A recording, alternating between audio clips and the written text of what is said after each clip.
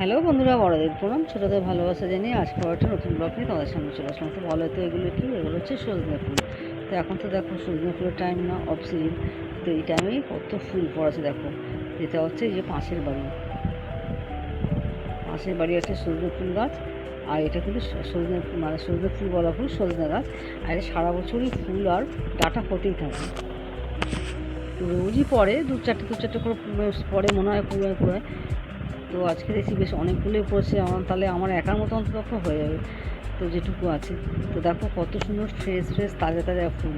আর এটা দেখে তো আমি আর লোভ সামলাতে পারলাম না, কারণ সজনে ফুল আমার খুব একটা প্রিয় খাবার। কে কে খেতে ভালোবাসে তোমরা জানি না, তো আমার তো খুবই পছন্দের একটা খাবার। তো আমি আর লোভ সামলাতে পারলাম না, তো তাই তোমাদের সামনেও তুলে ধরলাম আর নিজেও টপ টপ করে কুড়িয়ে নিলাম। কারণ এখানে জানো, এই কলকাতা বাজারে বিশেষ করে যারা থাকো প্রত্যেকেই জানো এর কত দাম। গ্রামে গঞ্জে যারা থাকো তারা তো তাদের বাড়িতেই আছে, তাদের কিনে খেতে হয় না, জানো না এর কদরটা কী। কিন্তু আমরা যারা কলকাতায় থাকি জানি এর কত দাম। তো তাই টাইম নষ্ট না করে এগুলোকে কুড়িয়ে নিয়ে বড়া করবো। তো দেখো কত সুন্দর একদম তাজা ফুল, এত ফ্রেশ, কারণ এগুলো বাজার থেকে কিনলে এত ফ্রেশ ফুল পাওয়াও যায় না।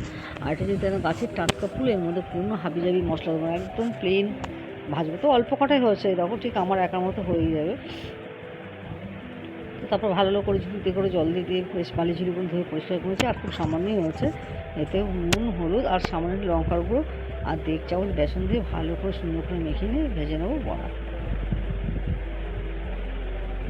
কারণ এর যে নিজস্ব একটা স্বাদ, সেটা অন্য কিছু দিলেও নষ্ট হয়ে যাবে। খুব সুন্দর একটা দেখবে সজনে ফুলের একটা ফ্লেভার থাকে, খুব সুন্দর একটা সেন্ট বেরোয় ফুলটা থেকে, তো সেটা নষ্ট হয়ে যাবে। যার জন্য আমি একদম প্লেনই করলাম।